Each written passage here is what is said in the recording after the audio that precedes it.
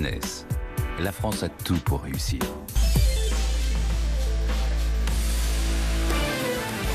BFM Business. L'émission 100% placement. BFM Patrimoine. Cédric Decoeur. Allez, on file tout de suite rejoindre une salle de marché. En l'occurrence, c'est celle de Fastea Capital qui nous ouvre ses portes. Thibaut François nous y attend. Bonjour Thibaut. Bonjour Cédric. Bon, on a plutôt plus le moral aujourd'hui qu'on ne l'avait la semaine dernière, mais pour autant, les 4008 ne semblent pas totalement acquis. Non, c'est pas acquis et puis le rebond est quand même pas énorme pour l'instant. On a un 62 hausse, c'est bien, mais on a quand même lâché 5 points la semaine dernière sur l'indice CAC 40. Donc on comble une partie de la baisse de la semaine dernière, mais pas complètement encore. Heureusement que le marché américain et notamment les valeurs technologiques ont rebondi vendredi, ce qui nous donne un petit souffle ce matin plutôt positif. Mais les enjeux restent les mêmes. Les zones d'incertitude restent les mêmes.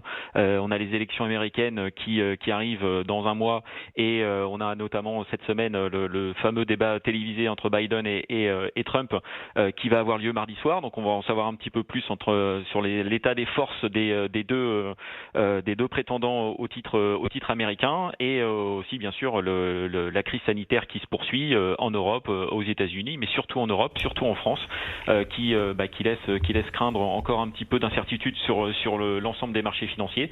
Donc une journée pour l'instant qui commence bien, donc tant mieux. 1,62 hausse, c'est bien pour l'indice CAC 40, mais en même temps on a quand même baissé fortement la semaine dernière, donc c'est un moindre mal, on va dire, sur l'indice CAC 40. Les zones d'incertitude restent les mêmes aujourd'hui. Bon, voilà pour la tendance générale et le niveau du CAC. Et puis il y a quelques dossiers qui méritent qu'on en dise un mot, et notamment la superstar du jour, ArcelorMittal, en tête d'indice, quasiment 10% de hausse. Exactement, Arcelor qui prend 10%, ça faisait longtemps, parce qu'on peut pas vraiment dire qu'Arcelor soit dans une tendance favorable ces derniers mois, voire ces dernières années. Donc là, c'est une bonne nouvelle ce matin, avec une session programmée des activités américaines. Dans l'histoire, Arcelor devrait récupérer 1,4 milliard de dollars, et donc ça, c'est plutôt très bien accueilli par le marché. Ça met encore en lumière, d'ailleurs, comme l'opération Suez, ça met en lumière la très faible valorisation des valeurs industrielles françaises.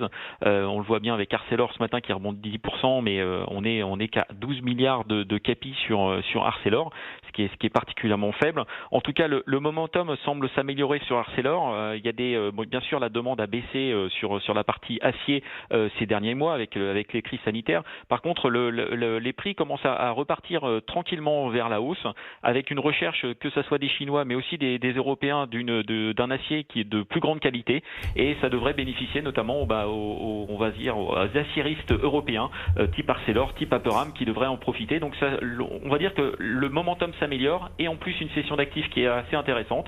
Arcelor va pouvoir récupérer du cash et donc va pouvoir redynamiser un petit peu son secteur et ses prix. Donc c'est plutôt des bonnes nouvelles pour Arcelor ce matin et depuis quelques semaines. Plus 9,97%, on est à 11,34 € en ce moment. De l'autre côté de la cote, on a un titre qui pleure. C'est Latécoère, moins 5,56%, 1,25 €. On rappelle que le titre avait été suspendu vendredi. La reprise de cotation n'est guère flamboyante. Non, la reprise d'occasion est pas terrible. Elle était pire en plus à l'ouverture, donc ça s'améliore. On perd un petit peu moins de 5% sur le groupe Latécoère. On perdait un peu plus de 10% tout à l'heure. Donc il y a un projet de plan social qui est important en France. C'est un tiers des effectifs qui serait supprimé en France.